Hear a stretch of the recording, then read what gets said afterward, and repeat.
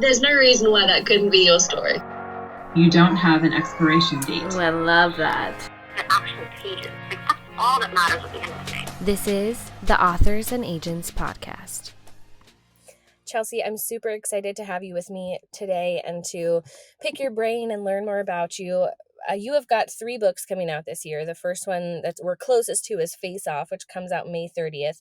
Could you tell me a little bit about that one? Yeah, so it is a spin on a hockey romance. So they are both professional hockey players. He is the NHL captain and his team is struggling.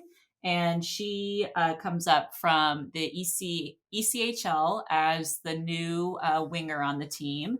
And they have a not great first interaction together. And he's a golden retriever. She's a little bit of a black cat and doesn't, fall for his charm like everyone else does. And they slowly start to form a friendship. But then one night, the tension between them kind of boils over and they hook up and they say it was just once to get it out of their system. But then it happens a couple more times. And spoiler alert, they fall in love. No, I love it. I'm a sucker for a sports romance. I'm just like addicted to sports in general. So I think it's like such a fun way to escape in that genre. I love it so much. And hockey playoffs are on right now. So it's like the perfect time for this to. I know, and everyone loves hockey, and I'm like, I want to do something a little bit different because I don't know, I feel like when I try to write, I try to make things, popular tropes and plots a little bit different, and like he's Yeah, gonna wear her jersey, I and love it. so a little bit of spin on the things that people love in their hockey romance books. I think that'll make us, as the reader, love him even more. Him wearing her jersey. That's a great one. Yeah. And he's very much like he's one of those, he's like a reformed playboy, but there's no like on page drama or interaction with any other women after, he meets her. And he's just very much like a good guy.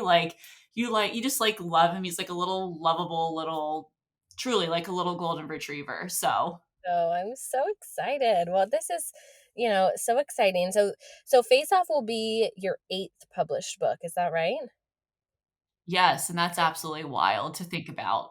That is wild to think about. So take me through your journey, through, deciding you were going to write books to this point. Like, how did that look for you? So I am a flight attendant. That's my full-time job. And during COVID, I took a leave of absence because we didn't know what was going on with the world. And it was kind of a way to make sure I wasn't going to be furloughed and I could actually keep my job. So I took a 3-month leave and then a 6-month leave. And while I was off, I started to read a lot of romance books. And I thought, you know what? I'm going to try to write a romance book. And reading and writing romance books are not the same thing. Like they are very, very different, which I Yeah. quickly learned. Um, and so the first one kind of happened during COVID and in the post-COVID world. And I don't know, now we're just here. I have a brain where I can see any situation or scenario play out in like a video or in real life or in an event. And I'm just like, that would be a good romance book idea. That would be a good Yeah. romance book idea. And I honestly, I just can't turn it off, it's a blessing, but it's also kind of a curse because I have all these ideas and I just don't have enough time to do them. That is true. But I think that you must be using your time well, because to have a Face Off coming out at the end of May, and then you have the next 2 in the series, Off Camera, coming out at the end of June, and Camera Shy in September. So like you're doing something right. You've got, at least those planned for all in the same year. That's a wonderful. Yeah, and I feel very fortunate because my job is very flexible. Like I only fly about 10 to 12 days a month, and when I'm not flying, I just sit in front of my computer and write. We don't have kids, so my attention is solely on sitting in front of the computer and writing. And then even on the layovers, all I do is international trips. So I have Okay. the day I leave, then I have the layover when I'm there, and then I have the day when I get back. So I can write pretty much anywhere, everywhere, all day, every day. And I realize that I'm lucky to have that privilege to be so flexible. And, so I feel like I try to use it to my advantage. Yeah, I love that. In a former life, Chelsea, I used to be a flight attendant. It was very, Oh, yeah, it was super fun. My mom is actually a flight attendant, has been, oh gosh, for okay. maybe like 10 years now. So, and my sister was too. She flies seldomly now, because she's, Okay. been having kids, so she gets that long maternity leave, and then we'll go back and then have another kid. um Yep. And but then go back out. Yep. Yep. yeah, I see yeah, but that. it is such a fun job, and I remember that, like, sitting on a layover and being like, okay, I'm gonna write, and you're in a new place and whatever. It can be, so fun. So tell me about your decision to go indie, to do it on your own. Like, why was that important to you? So I think it was very much, I didn't, to be honest, I really didn't understand. Like, there's so much about being an author that sometimes I think that writing the book is the easiest part, which Yes. is funny because writing a book is not easy, but there's No. so much that comes after it that nobody talks about, like marketing, editing, promotion, like Amazon, Ingram Spark, all these components of being an author. And that's just in the indie space. And you go to the trad space, and that's a whole different ball game. And so Yeah. when I wrote my first book, I just honestly I didn't really know, and I did a little bit of research, and from what I had gathered, it was going to be a long process, and I had this story that I wanted to put out, so I just put it out. And I think it's amazing that in this book talk Instagram world, we see so many indie authors getting picked up after they've published an indie book by traditional publishers. And I love that there's kind of that hybrid experience for people now. I mean, it happened a little bit in, 2020, but I feel like 2020, 2021 was when that really became a huge thing. Um, and so I love that there is that avenue to do kind of whatever you see best for yourself. Like some people just want that, put it out there in the world as soon as it's done, and some want to test the waters a little bit with agents and going on submission. But I don't think there's no right or wrong way to do it. And I wouldn't redo the path that I did, but that's not to say I plan on being indie forever, so we'll see. Yeah. Yeah, I know. I think there's so much you don't know, whether you choose, whether you, maybe not know isn't the right word, but you don't realize until you're in the thick of it with indie and with traditional publishing. And I think it can really just depend on maybe what's most important to you at that time. And like you said, I think what it's great is that if you pick one, you don't have to pick that forever. Like, I just have a Correct. romance author who I interviewed on the podcast last year. Maybe I've lost all sense of time now, I feel like.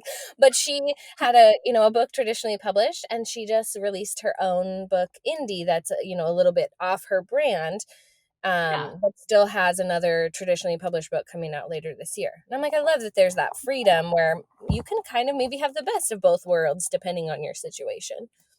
Right, right. And then, if you have a story you want to tell right now, indie publishing, it gives the opportunity for anybody out there to publish a book, which is a good thing and a bad thing, but mostly it's a good thing because you Totally. you Yeah. have the ability to share so much so quickly with people, everywhere in the world. Yeah. Yeah, I love that too. So, if you had to boil it down with indie publishing, what would be your favorite part of it and your least favorite part? I would say I love interacting with readers. I feel fortunate that I have a decent following on social media, but it's not so big where like I'm totally overwhelmed by DMs and comments and tags. Like I get to see the majority of things that people post and share with me, and I feel very excited whenever I see that someone's reading my book or someone has read my Mhm. book, someone's recommended my book. So those connections that I've been able to form with readers has been really, really nice, especially the people who have been there since the beginning, Yeah. since like book one and book two. And then this series, the Love Through a Lens series, has definitely kind of taken off. And I say taken off very loosely because it has not, it's not TikTok viral. It doesn't have 90,000 Goodreads reviews, but it has performed better than my first couple books. Yeah. And it's finding new readers, and new readers are finding me. And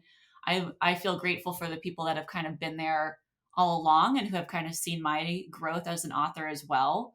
And who are still there, cheering for me on the sidelines, which is really cool. And so I love that.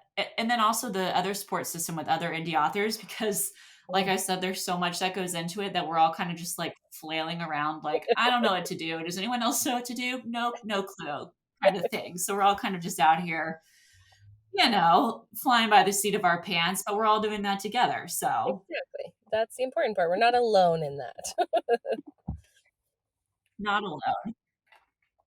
That's wonderful. I think that is such a great part of it. And I love that you have readers who are just continually coming back and being, with you from the beginning as you make it to having 10 books published by the end of this year. That's such a accomplishment.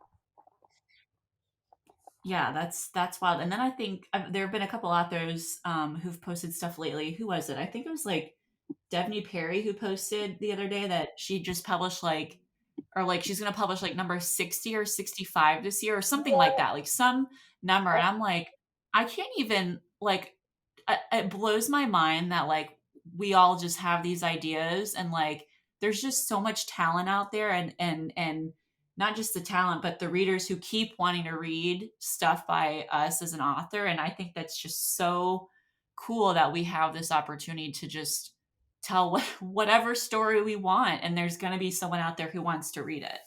I love that.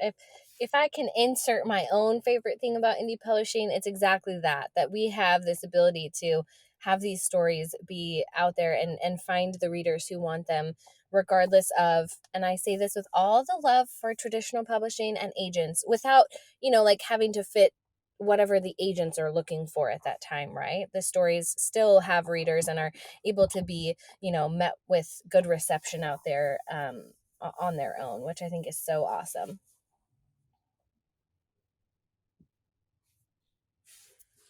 So, talking about Face Off, which comes out May 30th, what is something you hope readers will take away from this story besides just falling in love with the main characters?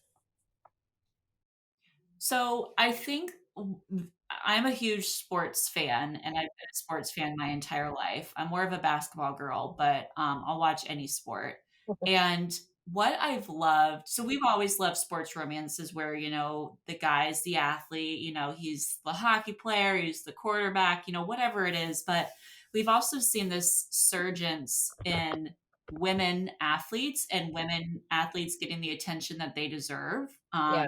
Specifically with the NCAA women and Caitlin Clark and Angel Reese, and these women who are finally the media, and finally people are paying attention to these people who are just as gifted and just as capable as their male counterparts, and they're finally getting the stage and the platform that they deserve. So I hope that like we start to, and there are plenty of books out there with where women are the athletes too, like Candy Steiner's which one is it? Let me look behind me. Fair Catch, like she's the kicker for the college team. But I would love to see more and more and more books coming out where she's the athlete, or they're both athletes. Yeah. Because I think we have such a, I don't want to say a responsibility, but these young women and young girls are growing up seeing this on the TV, seeing it in books, and we have such an opportunity to kind of show how powerful women can be, and especially in the sports sphere of the world. And yeah, so I hope people kind of like that. And like I know, like when I came up with this idea, the PWHL wasn't a thing yet, and so that's why I was like, I'm going to put her in the NHL. I know women aren't in the NHL. I know they're not going to be in the NHL. I know that there's now a league for women to play in, but like I think it's also cool to kind of like drop those, the beliefs that we have, and like why not? Like why couldn't she be in the NHL? I love that. I was just asking my husband, I was like, do they have like an NHL league for women? And he was like, I don't think so, but it sounds like they just have recently come up with one. Yes, it's new. It's I think this year was the first season. I think there's like 6 teams, something like that. Um, so it's, it's awesome. There has been one woman who played an exhibition game in the NHL, but no women in the NHL. But we saw a college kicker a couple years ago who kicked for, I don't remember what school, but she kicked Yeah, for the NCAA. And, like, it's awesome. Girls are incredible, and we all the platforms that we can have to kind of show that incredibleness. I say the more the better. definitely. I love that.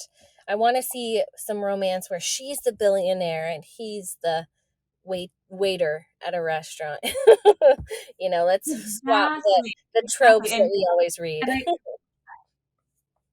right, and I feel like we're kind of getting there with like the black cat golden retriever, which is like kind of like Grumpy Sunshine, but not like full Grumpy Sunshine. So I feel like we're kind of getting there. Like more and more authors are kind of, and I don't even want to say like pushing the bill with that because it's not, I mean, that's not unheard of. There are plenty of women out there who are grumpy. Yeah, Um, and but I love that we're seeing more of these kind of flipped roles, and everyone it can kind of interchange and be whoever and whatever. I love it. I think that is a great thing to come from reading these stories. So my next question, Chelsea, is looking back on yourself in 2020, you've taken this leave of absence, you're writing, what advice would you give to an aspiring author or your younger self, as you were starting this journey? Oof. All right. So, number one, and this has been hard for me. I struggled with this when I first became a flight attendant, and now at 9 years, like kind of rolls off of me. But I had to relearn it for being an author is to not be so sensitive and not take everything so personally. Yeah. Reading is subjective; it's a form of art. Books are a form of art, and just like if you put a painting in a museum and ask 10 different people their opinions on it, you're going to get 10 different responses. It's the same with the book. Yeah. Um, Sometimes when I'm feeling like my writing is terrible and I'm never going to put a book out ever again, I go to Goodreads and I look at like the huge romance books that have a million reviews. And I like read the 1-star reviews and I'm like, okay, this isn't just me. This happens to Yeah. everybody. Yes. Um, so I think just, knowing not your work's not going to be for everyone, but in that sense, you do want to write to market, but you also want to put out the story that you want to read. Um, Yeah. Whatever makes you happy, like write it because you're not the only one who thinks that. Um, and then just find people who will listen to you, who will talk you down from whatever ledge you get on, and find a couple friends, whether it's readers, other authors, who I text at like 2 in the morning. I'm like, okay, but what about this? And they're like, yes, or they're like, no, that's, you already have way too much going on. I'm like, okay, fair. So kind of finding your little group of people, because it can be lonely. This can be a lonely job, even with interacting with readers and everything like that. Like at the end of the day, you're sitting in front of the computer writing by yourself, and it's good to have people around you who kind of, I don't want to say like toot your horn, but remind you that what you're doing is good. Yeah. I think there can definitely be some people who are just tooting your horn to like when you need it, just to get you over that hurdle, which is nice. But it's good to have Yes, yes, like yeah, the circle of people who understand the industry and understand what you're doing, the actual writing process of it. And then it's great to have people who are like, I have a great reader friend